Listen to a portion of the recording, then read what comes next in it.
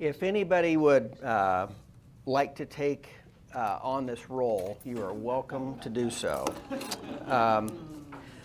So what I hope to do today is provide information, not opinion. I'm not going to express my opinion. And, you know, I guess to the extent you feel like you can glean my opinion from what I say, you might be wrong. And I know this is a very, very divisive issue. And so what I thought I would do is just put out information to you that kind of chronicles in a very, very condensed way this country's history relative to abortion and what's going on with the Value Them Both Amendment, that kind of thing. Because in my opinion, looking at the ads, they are misleading, maybe on both sides. I don't know. But that's kind of my view of it. I could speak on this subject for months, probably. There is a tremendous amount of information. Just right here are two decisions that I'll be talking about. And this is the Dobbs Decision, which is, I think, 199 pages from the U.S. Supreme Court. This is the Hodes and Nasser decision from the Kansas Supreme Court that's about 160 pages. These are just two decisions, and it's not light reading, I can assure you. This is very, very deep stuff. And of course, there's a lot more than this information. Without expressing your opinion, who has strong views about abortion? Raise your hand. Okay. Who feels that they have a pretty good understanding of what the Value Them Both Amendment is all about?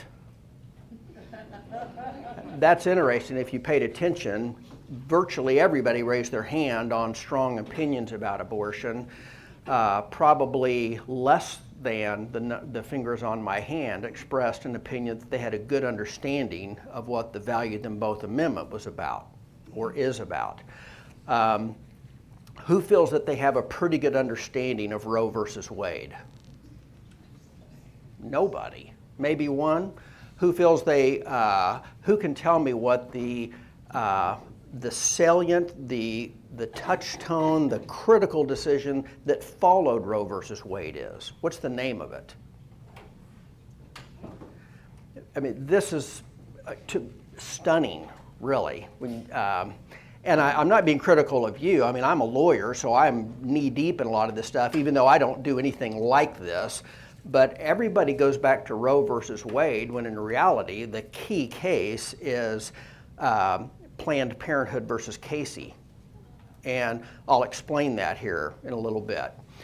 And can anybody tell me why we are even having this vote relative to the Value Them Both Amendment?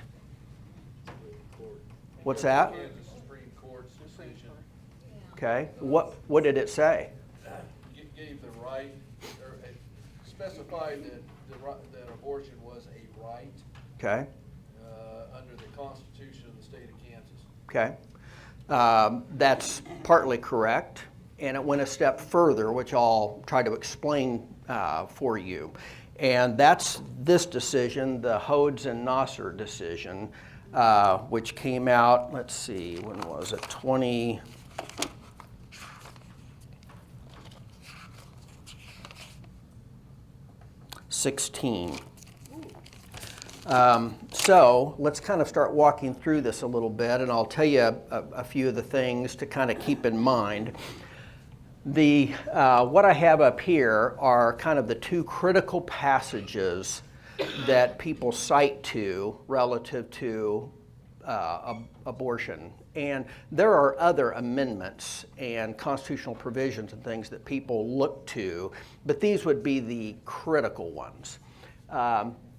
So it says, no state shall deprive any person of life, liberty, or property without due process of law, nor deny to any person within its jurisdiction the equal protection of the laws. Where's that from? 14th Amendment. Okay, so that's the 14th Amendment to the U.S. Constitution. Now you're going to see a pretty, in my opinion at least, a pretty stark change of wording between that provision and the collateral Kansas version of that. This is the Kansas version, essentially.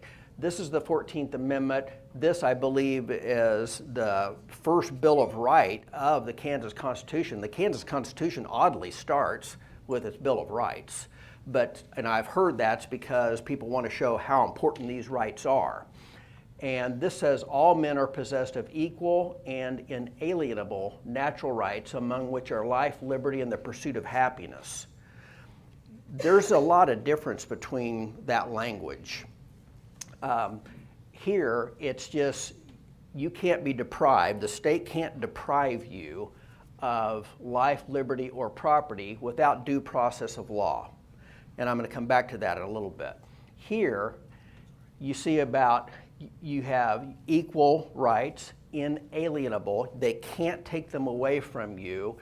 There are certain natural rights, and they are life, liberty, and the pursuit of happiness. That's very, very broad. That's the Kansas Constitution. So what happened in 1973, that's when the Roe versus Wade decision came down.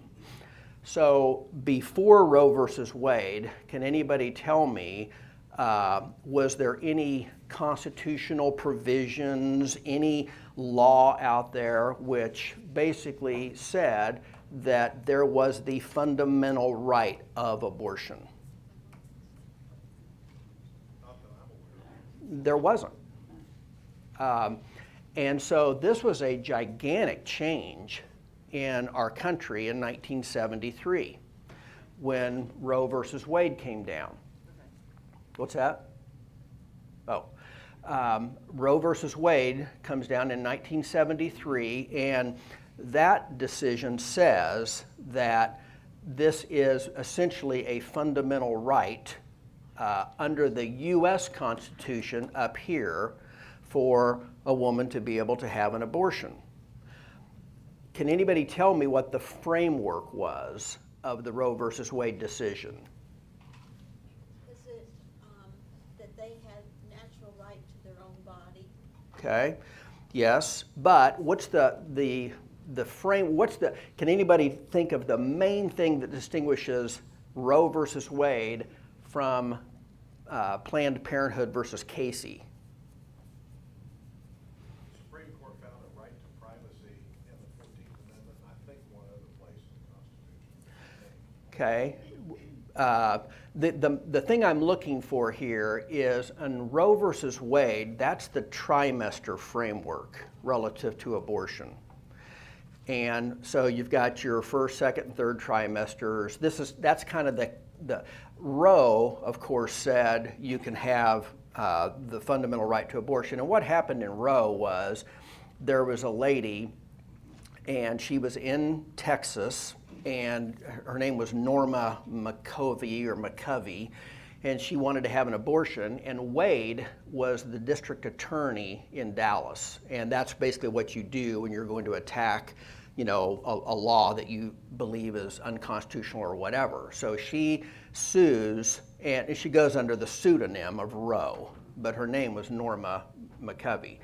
And she sues Henry Wade, who's the district attorney there in, I think it was Dallas or Fort Worth or somewhere in Texas. And that works its way up to the U.S. Supreme Court. And the U.S. Supreme Court, well, first off, can anybody tell me where in the Constitution is the word abortion? It's nowhere in there. So Jay's right, the Roe court talked about, well, there's a fundamental right of privacy. So where is that in the Constitution? That's not there either.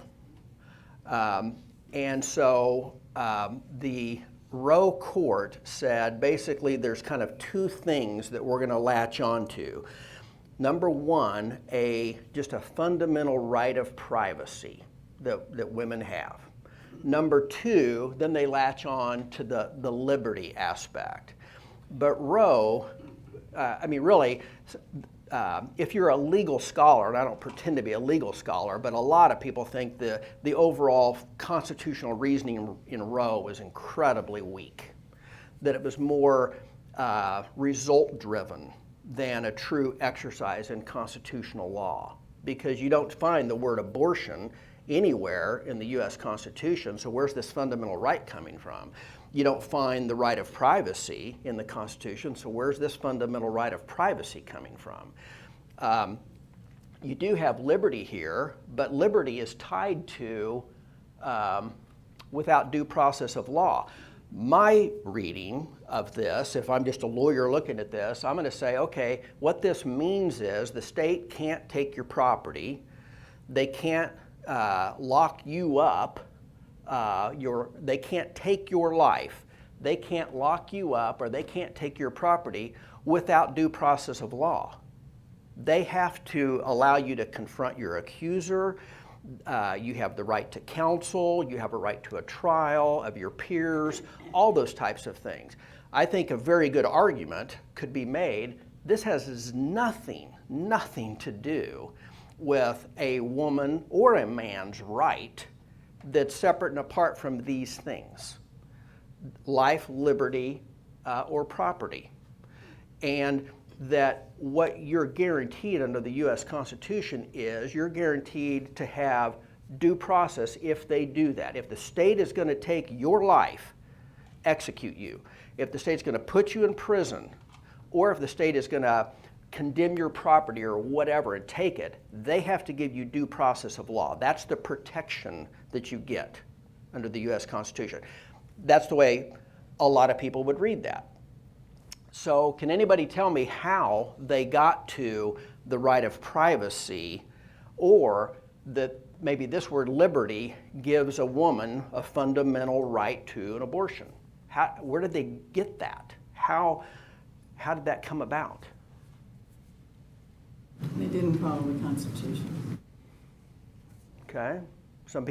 One would say they didn't follow the Constitution, but yet you've got the Supreme Court, 9 people, the majority saying these are fundamental rights that are in the Constitution. How do they get that? You think it was intent? Excuse me, just one question. So on Roe v. Wade, Ms. McCovey, what was the obstacle at that point to her getting an abortion or that process? Texas law outlawed it. And I can't remember where she was. By the time that everything reached its pinnacle, she had long since had her baby. We can't hear what they're saying. What did she say? She said, what was at issue in the Roe case? Why was there the lawsuit? She wanted to have an abortion, and Texas law prevented it, so she sued Henry Wade. And there's an issue in the law called ripeness, and you could make a very good argument that ripeness was not established, because by the time all this makes its way up, that's long. She doesn't even have the issue anymore. But on the other hand, under that analysis, you could never have the issue because nothing would ever work its way up that fast. Yes? What was her rationale for seeking the abortion in the first place? I've read all kinds of different things about this. Everything from she was gang raped to she was raped to she just didn't want to have the baby. I don't know the true story about all that. There's a lot of, these anecdotal comments about what was going on, that she ultimately regretted it, that she didn't regret it. I don't know, all over the board on that. But the bottom line is she wanted to have an abortion and felt like she was prevented, well, she was, from having it, and so she sued. Did she not go anywhere else in the country in 1973? No. Oh, probably, but, that's the way it came down, Okay, so this is a big issue here, and this is what is really at issue with, what's the most recent decision? Anybody say what it is? The most recent U.S. Supreme Court decision, what is it? It's Dobbs, okay? That's the decision. And this is the fundamental difference between the Supreme Court that you have now and the Supreme Court back in '73. And it's called Substantive Due Process. When I was going through law school, I hated my constitutional law professor, because he would say, well, what's due process? It's the process that's due. When I was like, what? Really? That helps. But it was really kind of, the point was, it's the procedure. That's the procedure of the process of law. In other words, again, you've got a right to your charges against you, you got a right to a trial, all those procedural steps. Substantive due process is reading things into what the Constitution says, for instance. So you've got the procedural, that's a no-brainer. This is procedural due process. But then there's substantive due process, which some Supreme Court justices feel that really this is talking beyond just the procedure. There's a substantive component to due process. And the substantive component is where they get the other rights. For instance, I don't know if you knew this, but there used to be you couldn't buy contraceptives. You couldn't marry someone of a different race. You couldn't marry someone who was in prison. There were lots of different things that, and basically under kind of a creation of substantive due process, that's my understanding. The Obergefell case, the same-sex marriage case, those are things that, in my view, are more substantive due process, where the Supreme Court is kind of reading things into the Constitution that admittedly by its terms aren't there. So what happened was in '73, Roe versus Wade comes down, and it has a three-tiered approach, and this is close enough of accuracy, but in the first trimester, the state can't do anything to prohibit a mother from having an abortion.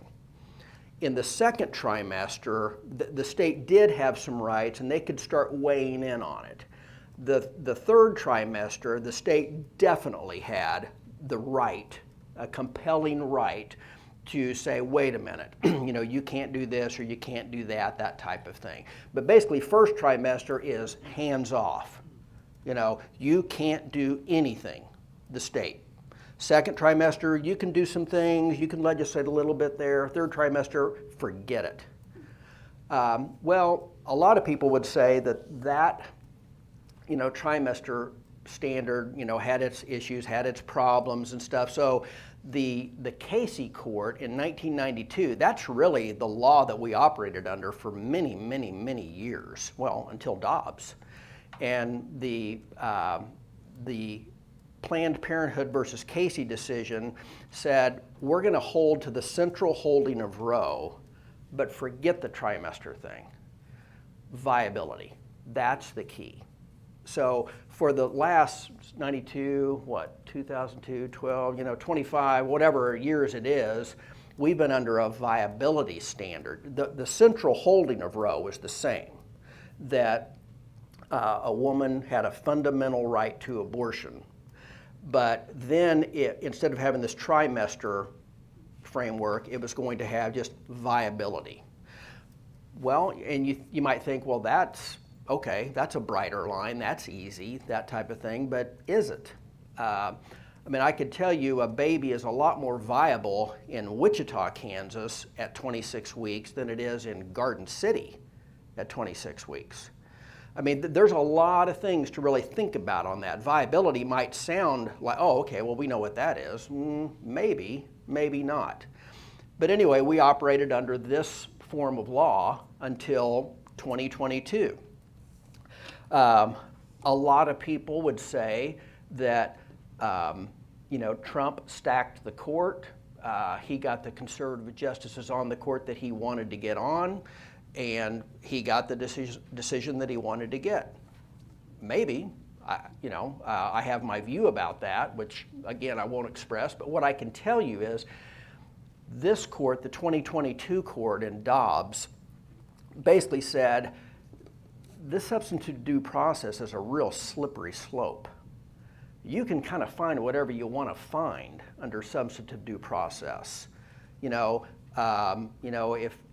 the particular makeup of the court is that same-sex marriage is okay, fine. Substantive due process. You can find theoretically whatever you want to find. And the Dobbs court said, no, we're not going to do that. That's not the right way to analyze constitutional law.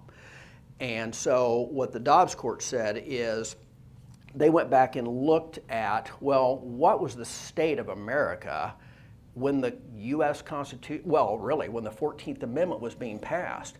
And if I could find it here in my notes, but I think it was 3/4 of the states had laws against abortion when the 14th Amendment came out.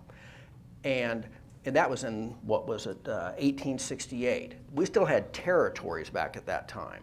And then when the other states got brought into the Union, all but one of them had laws against abortion. So the Dobbs court would say the idea that this was somehow thought about, that we're going to give a fundamental right to abortion back when the 14th Amendment is being passed, is crazy. That's not how America was, at least the books as far as criminality of abortion. It wasn't like, anybody and everybody can have an abortion. There's a lot more detail than that, but essentially on substantive due process, what you have to have, and the Dobbs court said, okay, we agree you can have instances of substantive due process, but you have to show two things, and this is what prior Supreme Court law said. It has to be deeply rooted in history and tradition. And so the Supreme Court's point was, all these states are saying it's criminal to have an abortion.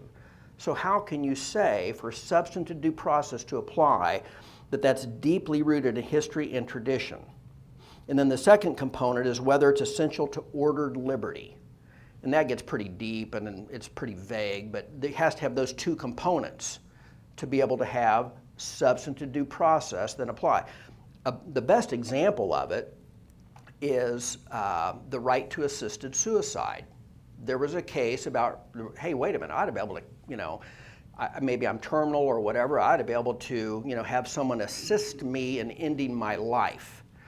And I ought to be able to do that under this type of concept of here. This is my liberty, I ought to be able to do this. And the Supreme Court said, no, that is not deeply rooted in the tradition of the United States, nor is it part of ordered liberty. Therefore, we're not going to say that you have a fundamental right to be able to have assisted suicide. So, the reality is the Supreme Court has been, in my opinion, all over the board, on these different types of things. 73, 92, you clearly have the Supreme Court going beyond just the text of the 14th Amendment, because abortion's not in there, right of privacy's not in there, and they're absolutely going beyond the text. But on the other hand, you could make a pretty good argument, maybe they should. It kind of depends on your view. Is the Constitution a living, breathing document? Is it set in stone that we never vary from it? I don't have any problem with the Bible being set in stone.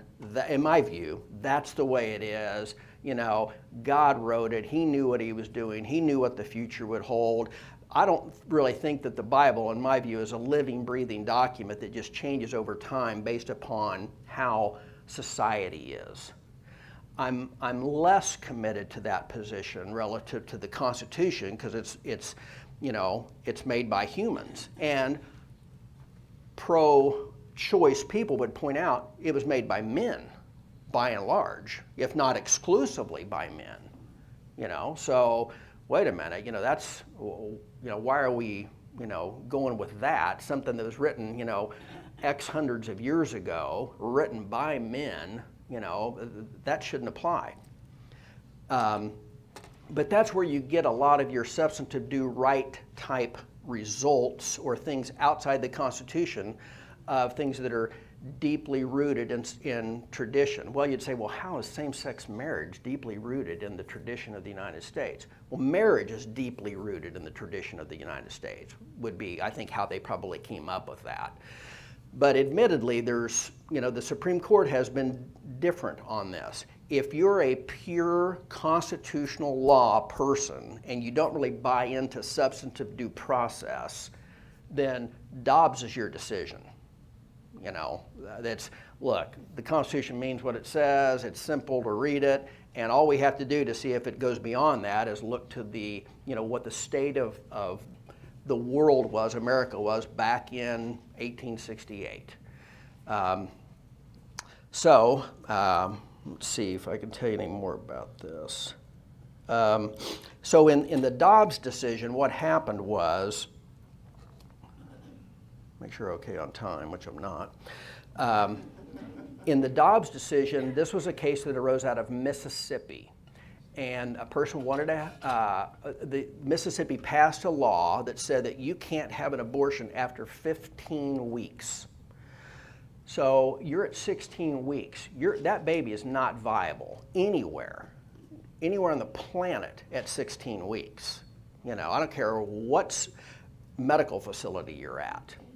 You need to probably be more like 26 weeks, And so in Dobbs, they challenged that, and they said, wait a minute, no, that can't be constitutional. That cannot square up with, Planned Parenthood versus Casey, because this child cannot be viable at between 15 and 26 weeks, for instance. And so they basically said, you need to either, marry up to Planned Parenthood versus Casey, or get rid of Planned Parenthood versus Casey and Roe. And that's what the Dobbs court did. It reversed Roe. It reversed Planned Parenthood versus Casey.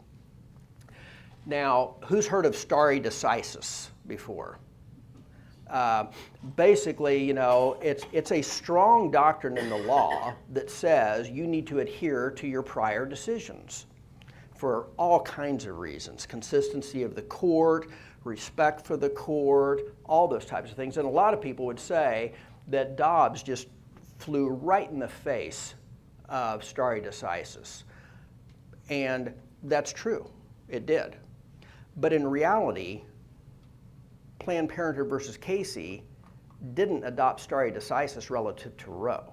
It adopted Roe's central holding, but it overruled other things of Roe.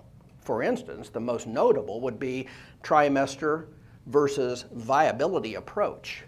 So the idea that, people are really, hounding the U.S. Supreme Court right now on not adhering to stare decisis, you could make a very good argument that in 1992, when Planned Parenthood versus Casey was decided, it held to one aspect of stare decisis, but not the total aspect of stare decisis. Furthermore, stare decisis, if you think about that, if the Supreme Court is bound by its previous rulings, then right now we should have black kids going to one school and white kids going to another school.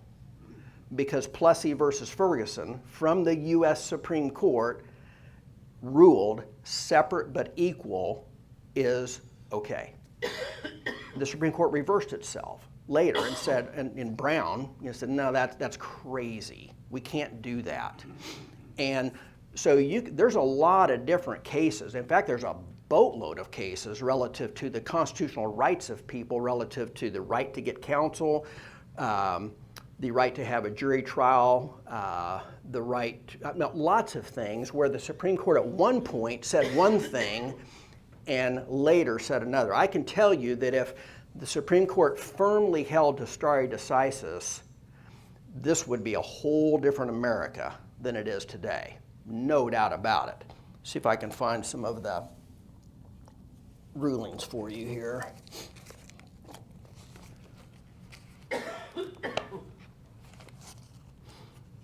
In the Dobbs decision, they cite, well, for instance, they would say Obergefell versus Hodges would have never happened if the Supreme Court would have held to its prior decisions, because the Supreme Court previously did not approve of same-sex marriage. If you remember the case of the kids in West Virginia or whatever that were refusing to salute the flag because of their religious beliefs, and they were made to do that. And then like 3 years later, the Supreme Court said, no, forget it. That's wrong. We're wrong. So the Supreme Court clearly has reversed itself many, many different times. These are things cited in the Dobbs decision. The Eighth Amendment does not erect a per se bar to the admission of a victim impact statement. Used to not be able to do that. Let's see.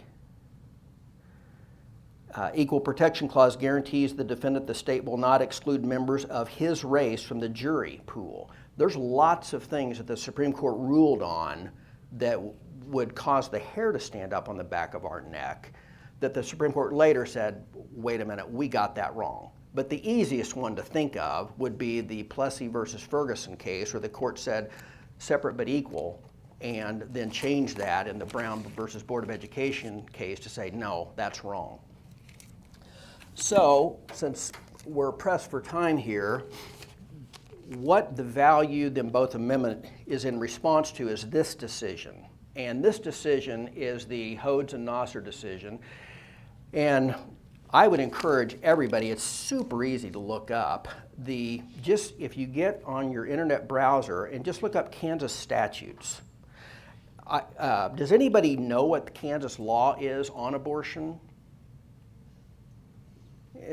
Exactly. I mean, there's so much misinformation or lack of information, it's ridiculous. And frankly, I didn't understand what the laws were. I thought they were different than what I found them out to be until I looked. If you just plug into your browser Kansas statutes, the first thing that will probably pull up is the Secretary of State. Go to Chapter 65. In fact, I'm going to do it right here. I do it so often that the minute I hit a K, Kansas statutes pulls up. And you go to Chapter 65, and it's entitled Public Health. Then click on that and go to Article 67. And Article 67 is abortion. You can find out every statute Kansas has on abortion right there. Frankly, to my surprise, I found that Kansas does not allow abortions after viability, unless, and this is a big asterisk, the mother's health is at issue, or there could be a permanent physical impairment. Now, some people would say cynically, well, you can get a doctor to say whatever you want him to say to provide, the green light for that. But typically, Kansas does not allow abortion after viability.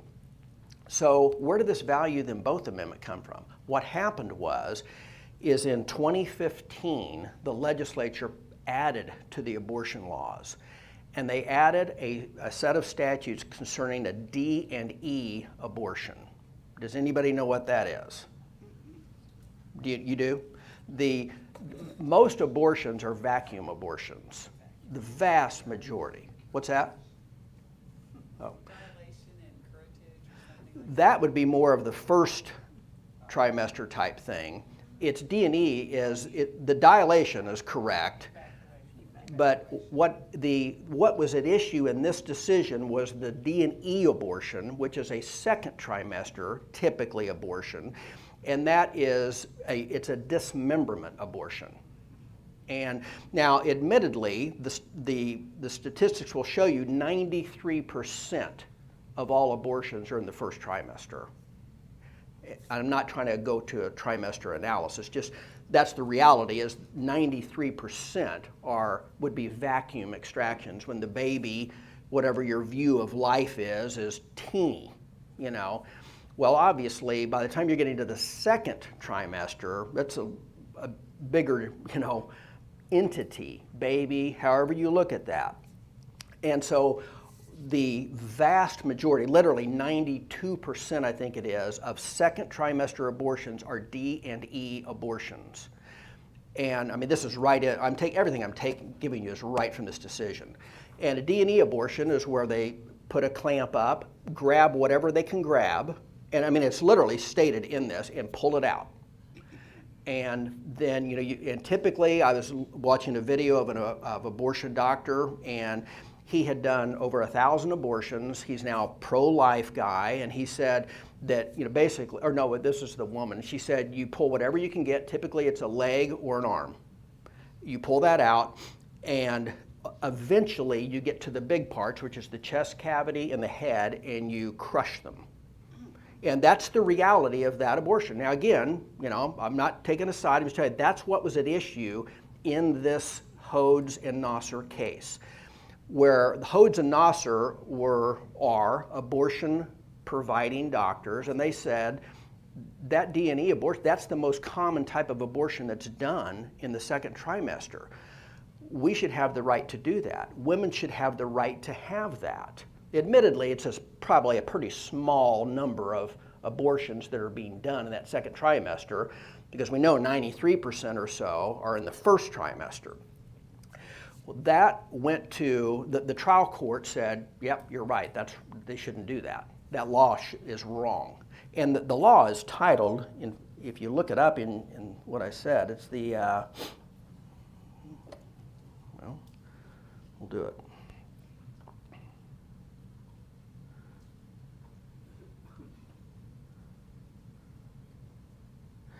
Dismemberment Abortion Prohibited. That's the title of that set of statutes, the dismemberment aspect. So that worked its way. The Court of Appeals then, oddly to me, considering the Kansas Supreme Court decided, I think it's 6-1 in favor of outlawing that statute. The Court of Appeals, which is below that, 14 members split evenly on that. 7 of them said a woman has a right to abortion under the Kansas Constitution. 7 said no, they don't, which is right down the middle, which is kind of how a lot of people look at life. The Kansas Supreme Court said the majority of the 7 members, 6 of them said a woman has a fundamental right under the Kansas statute, under the Kansas First Bill of Rights, under the Kansas Constitution. And the state then said, okay, well, number one, we don't think a woman has that right. They lost. But if a woman has that right, then a second trimester abortion shouldn't be done in a D&E fashion. That's just wrong. And what they cited to, the state said, you should be able to have the mother go into labor, would be one way to take care of that. You could euthanize the baby, and euthanize the baby in basically one of 2 ways. You inject a medication into the umbilical cord, or you cut the umbilical cord. There's another way that can be done, I guess, with another medication. But basically, euthanize the baby before you dismember. And the Kansas Supreme Court said, we're going to say that is against the Kansas Constitution. In other words, that law will not stand. A woman should have the right to do a D&E abortion, because that, of all the abortions in the second trimester, is the safest for her. And it is. It would be. Because they cite to the fact that in a second trimester abortion, if you euthanize the baby, for instance, there are risks to the mother. Now, facetiously, I was making notes as I was going through this. The risks are nausea, vomiting, but they do get more. I mean, there are some of, hospitalization, but they don't ever quantify how great that risk is, and if there is that risk, how significant that is to the mother. But I think this is probably what got a lot of people up in arms about this decision from the Kansas Supreme Court, is right here, all men are possessed of equal and inalienable natural rights, among which are life, liberty, and the pursuit of happiness. I will step to the side here and say my lawyer hat would say that absolutely gives women a fundamental right to abortion. I mean, I'm not saying I agree with abortion or disagree with abortion. I don't know how else you would read that. You can't take, it's inalienable. You can't take the right away. To me, this is the one that I would look at, pursuit of happiness. I mean, a woman might say, I don't want to do that, or whatever. But so in many respects, I understand where the Kansas Supreme Court was coming from relative to its decision that a woman has a fundamental right. The thing that really kind of I question, I guess I would have to say, is, and so you're saying that a D&E limitation contravenes the Constitution? Really? I mean, where does the right to the baby come into play here? I know there's a risk to the mother, although they don't quantify what that is. Some people would say now a 22-week-old baby doesn't feel pain. And they talk about that in here. I don't know if a 22-week-old baby does or doesn't feel pain. But that was kind of one of the big motivating factors here on this. Okay. So basically, what the state said is, number one, we don't think a woman has a fundamental right to an abortion. And keep in mind, the Kansas citizens were under the U.S. Constitution, but we're also under the Kansas Constitution. And the Kansas Constitution, is really kind of the one you need to pay attention to. And I mean, clearly now under the U.S. Constitution, the Supreme Court of the U.S. did not say you can't have an abortion. They simply said, look, we waded into territory we should have never waded into. In fact, if you look at the Casey decision, that kind of, they talk about we're going to end this debate. They did not end the debate. You could make an argument, why should we have nine predominantly men deciding the law for us versus our elected representatives? It kind of depends on which way the law comes down. When Roe and Casey came down, let's say I'm a pro-choice person, I would say I'm fine with having those 9 people decide what the law is for me. But now, under Dobbs, that 9 people have said, look, we're going to push this back to the states. You guys decide for yourselves.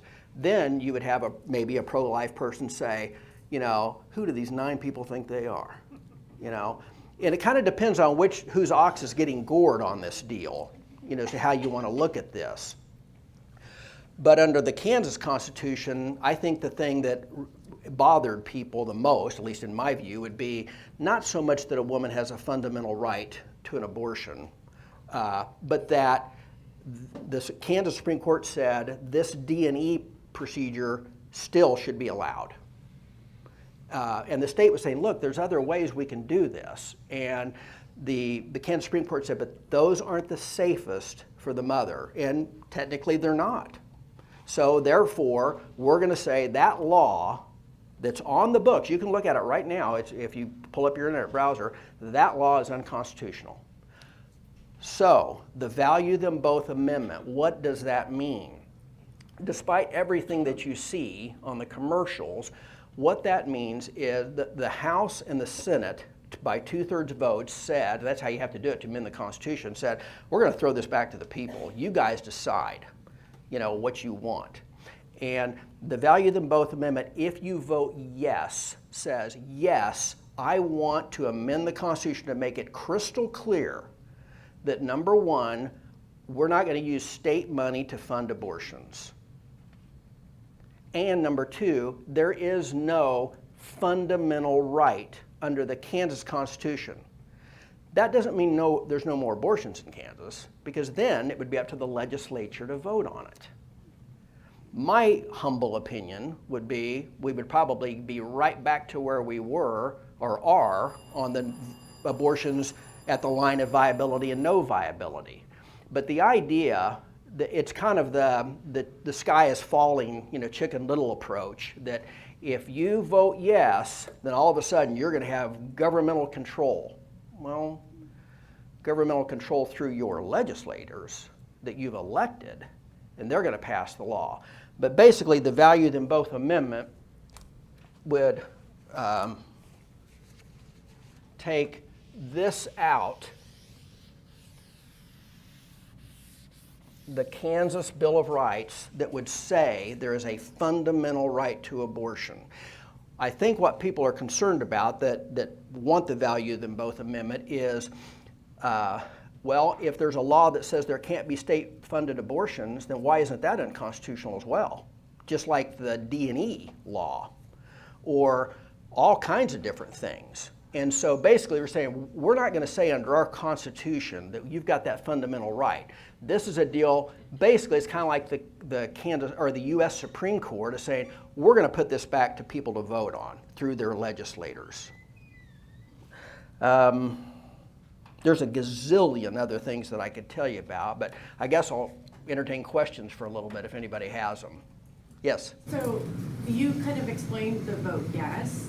A vote no, does that mean they would not amend anything, just continue as is? Leave it as is, and then you would be basically under the ruling of Hodes and Nasser. In other words, that there's a fundamental right to abortion under our Constitution in Kansas, and you can already tell from the Hodes and Nasser decision, pretty much anything that invades on that is going to be considered unconstitutional.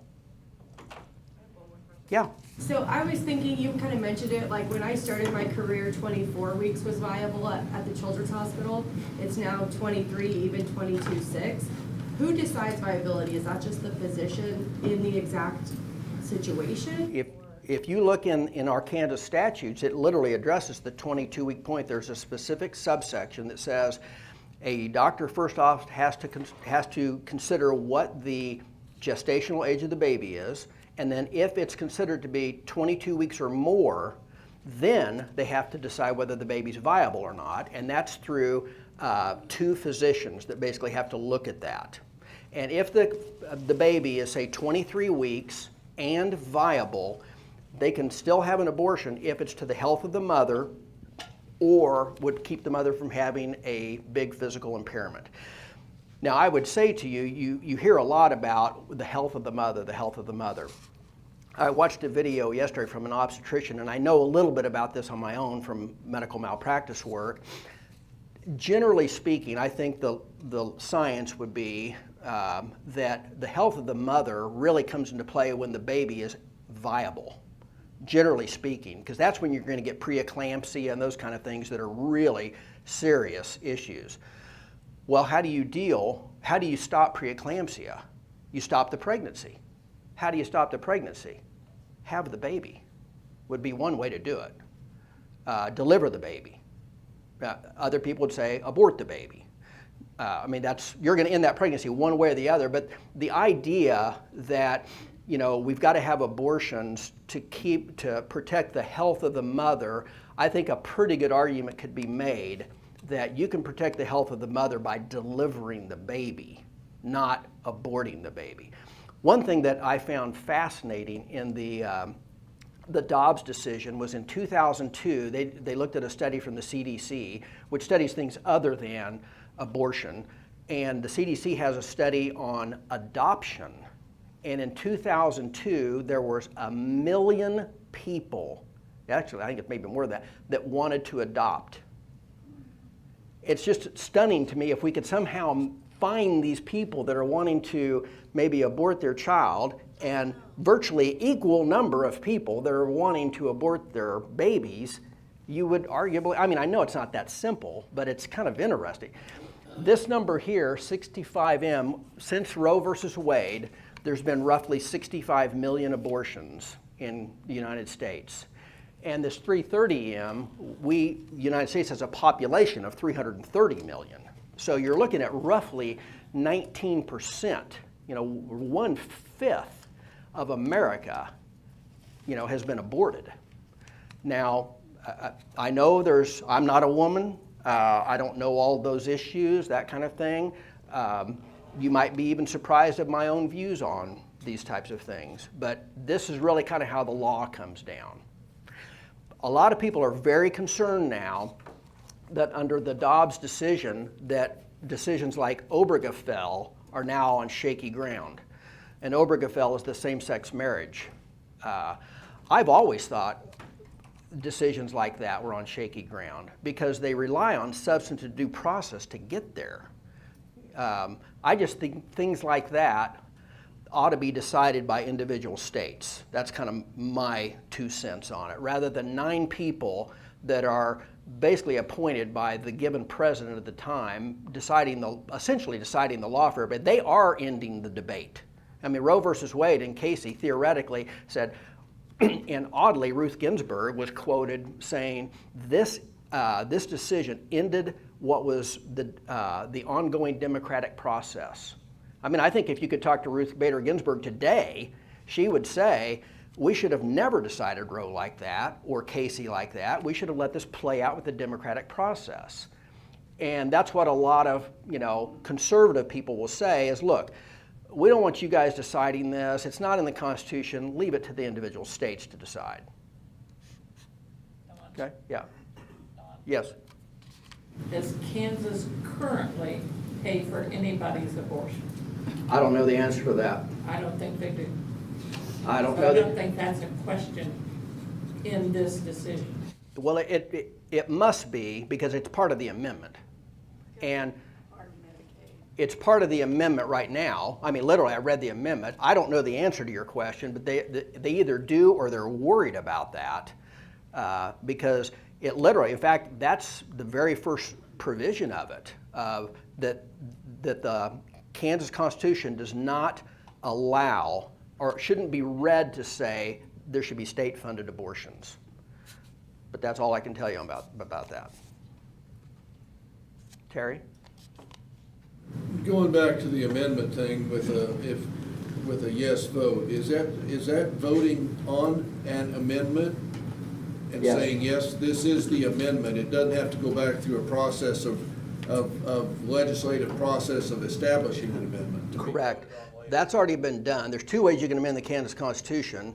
One is a constitutional convention, which to my understanding is very hard to do. The other is this. I didn't even know this was going on, honestly, that apparently 2/3 of the House and 2/3 of the Senate said this needs to be submitted to the people for a vote. 'Cause I wondered the very same thing, what does this mean? If I vote yes, does the Kansas Constitution get amended? And to my understanding, yes, it does.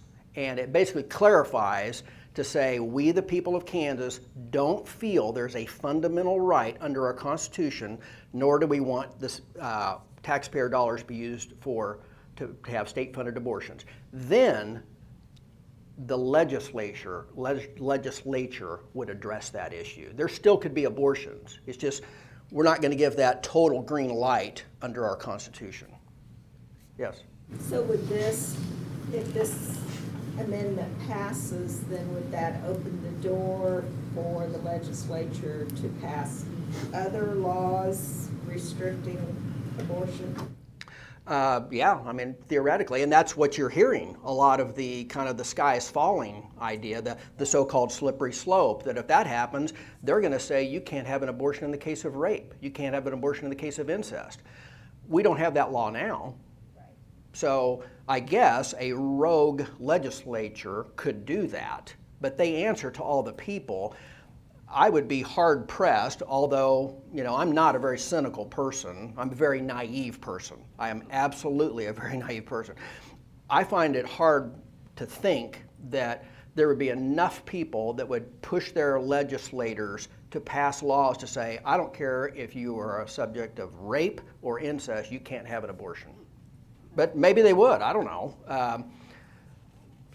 But by vote, we would have to agree if they can do that. You would have to convince your legislature to, your elected representatives that would vote on passing laws.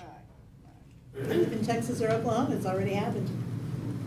Yeah, there's a lot of what are these so-called trigger laws that have happened the minute Dobbs came down that put into effect these certain laws. And it would be up to each state. I guess my naive view would be that a more conservative state like Kansas would have, the types of limits on abortion that it has now, viability, that kind of thing.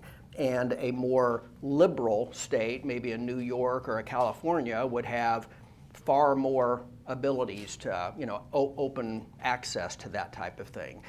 And then I guess it would be up to you to decide, if Kansas was too conservative, then I would go somewhere else to get my abortion. Now, some people would say, wait a minute, other states are gonna, prosecute you if you do that. I don't know, it's a complex issue. Yes? So the current law with this D&E that was over, they said that you can't do that. If this constitutional. Yeah, they said the law is unconstitutional. You can do a D&E, absolutely do a D&E. But if this goes in to change the Constitution, those laws that this Supreme Court has said no, do those automatically go back in, or do they have to be re-legislated? That's a good question. I don't know. I would think they would have to be re-legislated because right now, it's basically, to me, erased. It's unconstitutional. But I don't know the answer to that question. Others? If you vote no, does it mean the door is wide open? It means you're back under. But it doesn't erase those laws. Well, yeah, because the Kansas Supreme Court has already erased the D&E law. I see. They've said, no, that violates the Kansas Constitution. So would the no say it just stays the same? The no says it's status quo, the way we are. But you're not opening it up like abortion to birth or abortion to one after birth. One could argue you are, because the Kansas Supreme Court has already struck down a law that said you can't have dismemberment abortions. A lot of people would say that's pretty grotesque, that's pretty graphic, that's pretty cruel. And the Kansas Supreme Court has said under the state of our law, that's okay. Yeah. I have a question, kind of in general. What are people doing in the meantime? Because, we have a good friend from college, and she's the chief of OB at a Detroit hospital. She shared that very day that the ruling came down in email that said, effective immediately, incompatibility with life and genetic rationale is stopped. No more abortions. So are they just following? If it's up to each individual state, what are they, because it came out, her email was 3 hours later. So are they just looking back to the original law or just kind of? I think you would default to whatever your state's laws are. And if your state's laws, that would be what you would be under. And is there a difference in private versus public healthcare hospitals, or will they all have to follow the same? I think, no, they'd all have to follow the same. And, it's interesting, the number of abortions, if you look at the CDC, they track them, there's about 650,000 a year. 2,000 some a day would be the number of abortions. If you look at the Guttmacher Institute, which I think those are more reliable figures, they go to the abortion providers and ask, and it's upwards of almost 1 million a year. Your public and private made me think of that because the public is more the CDC voluntary reporting versus the Guttmacher Institute goes and talks to the people, all the different providers. Slight clarification, I don't know if it's a clarification or not, but what you just said, hospitals and healthcare facilities are not required to provide abortion services. They can say this is not something that we can offer, and they're not required to provide those services. I don't know if that makes any sense or not. And, I have a person I work with who has a family member who's an obstetrician, and she said, well, get ready for it. You're going to start seeing a lot of bungled abortions is what's going to happen now. There's all kinds of sky is falling type thoughts on both sides of the equation. But I personally think that the ads we're seeing on TV are just so misleading that that's the way I feel. And so I was hoping to kind of lay that out. I hope this has been a little more informative. It's very complicated though. So, anybody else? Yes. I'm glad you said that word, Guttmacher Institute. I Googled it and it says public funding is available for abortion only in cases of life endangerment, rape, or incest. Okay. So public funding is available for that. So, and, you know, in pretty limited, maybe, limited circumstances. But keep in mind, you know, I mean, I do have to kind of put an asterisk here, this idea that, you know, the mother's health is in jeopardy. I personally, not a mother, never been pregnant, all those types of things, believe that that really comes into play when the baby, you're pretty far along, and now you're developing, you know, preeclampsia and those types of things. And the way to address the mother's health is to end the pregnancy. The million-dollar question is, how do you end the pregnancy? Do you deliver the baby or do you abort? So for instances of like rape and incest, would they then, if we all said yes, would they have to like kind of deliver the baby to sort of end that pregnancy? Or how would that, basically what I'm asking is, how would mothers have to deal with that situation if they, you know, were raped or have the offspring of incest? Depend upon the laws of your state. You know? Okay, so for us, what would that mean? I don't think that we have any law that addresses that one way or the other, because right now we have an open door, if you will, of abortion up to viability. So I think if you're a subject of rape or incest, then it would be, you know, no issue, because you could abort that child up to the age of 22 weeks, basically. And, you know, keep in mind also the numbers of abortions that are due to rape or incest are probably, you know, like that. I mean, how many people can you think of that are getting pregnant due to rape or incest that need an abortion? It's got to be a fraction of a fraction, but it's there. And I got to tell you, if my daughters were raped, that'd be a, you know, something I'd look at. I'd be honest with you. Yeah, and now I'm getting into personal views, so. Yeah.